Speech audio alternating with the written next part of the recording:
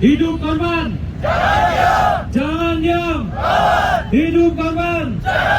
Jangan diam!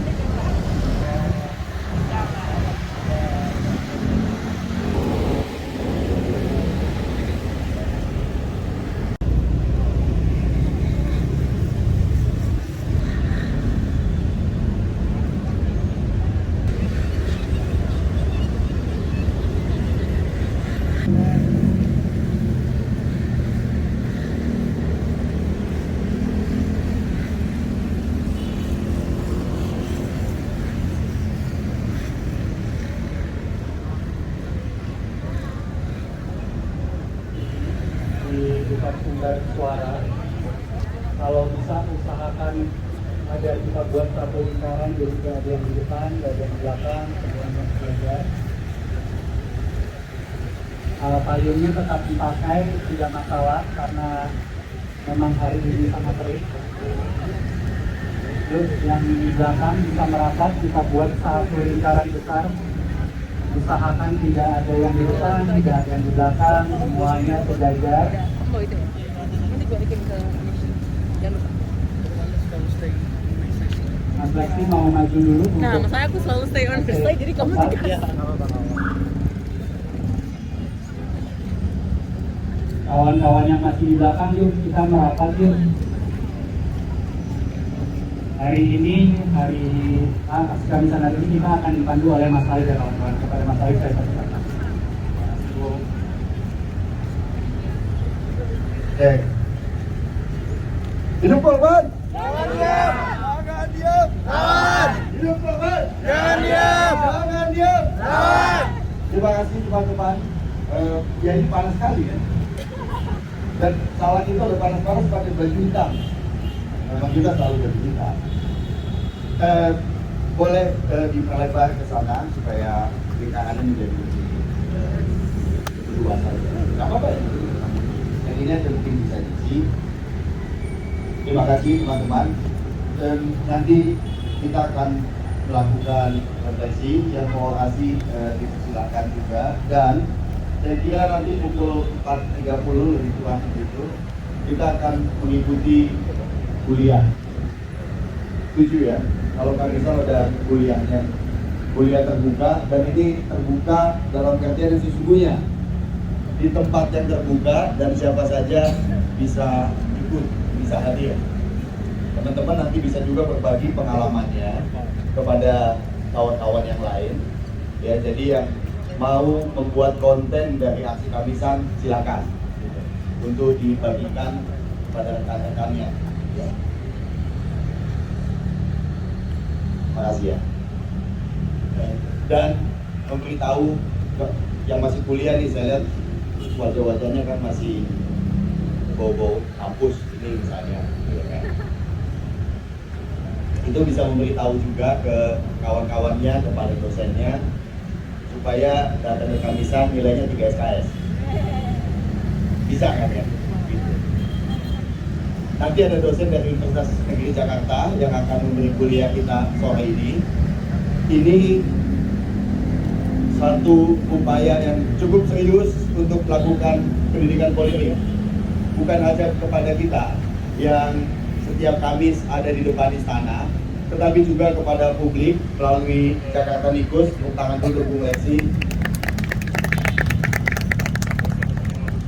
Karena publik akan bisa terus-menerus melihat secara berulang-ulang melalui akun Jakarta Nikus apa yang terjadi di sini dan pesan-pesan apa yang disampaikan. Saya akan mulai dulu dengan teman dari jauh, dari Fakultas Kedokteran Universitas Pajajaran, Tatiana atau Tiana, mana dia tadi? Silakan. Boleh pakai payung. Hidup korban! Jangan diam! Lawan!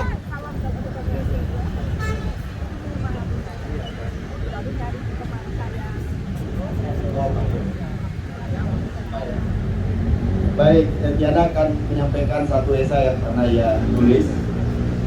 Dan ini berkaitan dengan nasib kita semua, gitu ya. Sudah ketemu belum? Masih dicari dulu. Hidup korban! Jangan diam! Sekali lagi hidup! Jangan diam! Jangan diam! Lawan!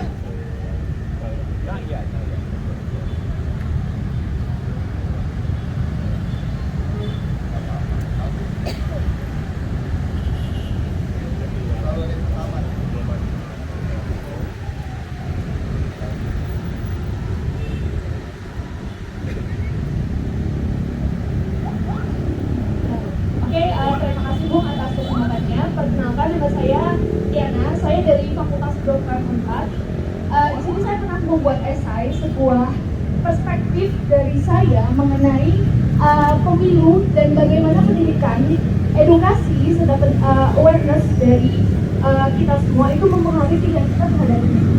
Mungkin saya akan sedikit membacakan dari esai saya juga pernah saya sampaikan di Instagram pribadi saya. Jadi ketika kecil saya itu merupakan salah seorang anak yang diberikan privilege yang luar biasa mengenai pendidikan. Sampai tiba suatu saat ketika saya berpikir, misalnya saya melihat anak lain itu mengerjakan soal, terus saya mikir, kok soal semudah itu nggak bisa dikerjain sih, kok kalimat sesederhana itu nggak bisa dipahami sih. Ya, saya dulu adalah anak kecil arogan yang hidup dalam gelembung saya sendiri. Dibesarkan oleh orang tua yang mampu membeli buku, majalah, dan berlangganan koran. Bersekolah di SD swasta, SMP SBI, dan SMA negeri terbaik bahkan di provinsi, dan 3 kali keterima di PTN favorit dengan persaingan masih mencari ketat, punya ekosistem diskusi dan ruang kritik yang sehat. Saya sangat amat beruntung. Dulu saya sangat kesal dengan orang-orang yang saya anggap bodoh. Kenapa? Hal-hal yang saya anggap sederhana tidak bisa dimengerti orang lain. Butuh waktu bertahun-tahun bagi saya bahwa pada dasarnya tidak semua orang beruntung untuk mendapatkan apa yang saya dapatkan. Pendidikan itu jelas privilege. Untuk masuk ke sekolah favorit harus punya sumber daya yang cukup. Untuk mengakses pembelajaran mandiri, orang harus mempunyai orang tua yang suportif dengan rumah yang nyaman dan pasangan yang bernutrisi. Dan bisa masuk PTN favorit itu juga harus dibekali dengan pendidikan yang baik dan dibekali dengan ditempatkan di lesan yang terbaik. Dan itu semua satu aksesnya yaitu bukan itu uang.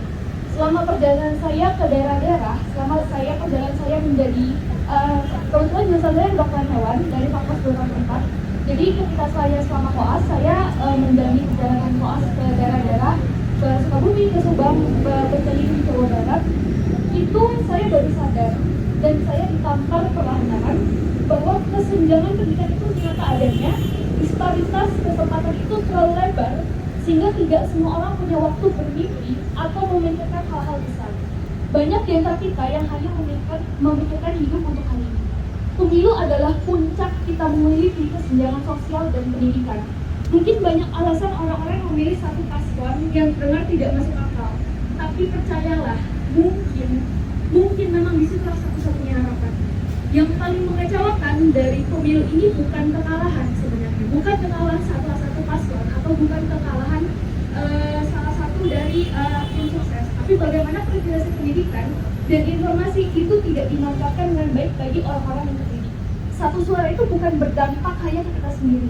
Satu suara itu dikuliti harapan banyak orang agar kehidupan mereka membaik, agar mungkin suatu saat semua anak-anak Indonesia berangan-angan di awan yang biasa. Tangan sekali lagi. Kalimat terakhir tadi apa?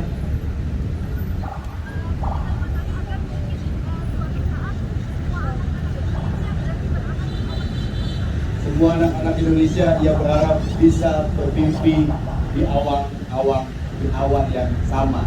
Tepuk tangan sekali lagi. Hidup korban. Jangan diam. Hidup korban. Jangan diam. Jangan diam. Hari yang ke-810 aksi Kamisan. Dan percayalah teman-teman yang hadir sore ini itu hadir di Kamisan yang istimewa. Kenapa? Karena yang lain hadir di 809, 808, 807, teman-teman di 810. Istimewa ya, tepuk tangan. Kamisan, beberapa mungkin baru hadir. Pertama kali tahun 2007, berarti sudah 17 tahun.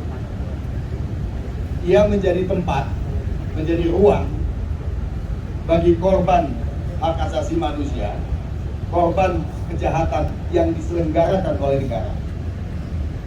Hak asasi manusia itu selalu negara, bukan tetangga kita, bukan copet tikus, karena itu kriminal biasa. Tapi kalau pelanggaran hak asasi manusia, maka aktornya sudah pasti negara.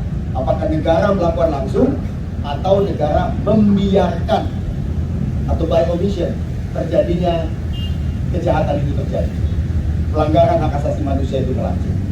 Jadi tanggung jawabnya adalah negara. Siapa? Siapapun yang berkuasa pada saat itu. Jadi selama 17 tahun, apa yang dilakukan oleh Ibu Sumarsi, Pak Bejo Untung, Mbak Suciwati, dan beberapa ibu-ibu lain yang menjadi korban pelanggaran hak asasi manusia zaman Orde Baru itu berusaha bersuara keras untuk menuntut keadilan. Yang dituntut itu satu, keadilan. Nah, keadilan ini bukan saja bagi Ibu Sumarsi, Pak Bejo Untung, Suciwati dan teman-temannya, tetapi juga kemudian untuk serangkaian kejahatan hak asasi manusia yang berlangsung pasca Orde Baru. Apakah itu di masa pemerintahan Ibu Megawati, Bapak Yudhoyono maupun Jokowi, terjadi serangkaian pelanggaran HAM. Kalau lihat di payung-payungnya itu nanti kan ada peristiwa-peristiwa 2014. Jadi rentetannya panjang sekali dan setiap saat ini yang paling penting dicatat bagi Kamisan ya. Setiap kali kepala negara atau pemimpin pemerintahan atau politikus itu menutup telinganya dari seruan-seruan tuntutan hak asasi manusia, maka setiap kali itu juga Ibu Sumarsi dan kita semua hadir di sini. Jadi Kamisan itu setiap minggu secara reguler itu berhadapan-hadapan langsung dengan istana untuk berkata bahwa kalian itu melakukan pelanggaran HAM dan kami berdiri di sini sebagai saksi atas kejahatan yang kalian lakukan. Jadi itu makna Kamisan. Dan itu dilakukan setiap minggu. Jadi ada nilai yang tidak bisa tidak. Kita harus menaruh hormat untuk siapapun yang menyelenggarakan dan hadir di dalam aksi Kamisan. Nilainya penting sekali. Dan teman-teman yang sedang kuliah, Kamisan ini juga telah menghadirkan belasan skripsi. Bukan saja kajian politik, tapi juga ada kajian telekomunikasi. Bukan komunikasinya saja, tapi telekomunikasi. Jadi ada belasan skripsi yang telah terbit dari aksi ini. Maka itu berarti sudah menjadi catatan yang sangat penting bagi berlangsungnya upaya perlawanan oleh warga kepada negara. Karena itu kita harus berusaha untuk terus-menerus menghidupi aksi ini sebagai bagian dari mereka yang bersetuju dengan Ibu Sumarsi dan kawan-kawan bahwa kita harus selalu bersuara dan nggak boleh berhenti. Mari kita hidupi terus setiap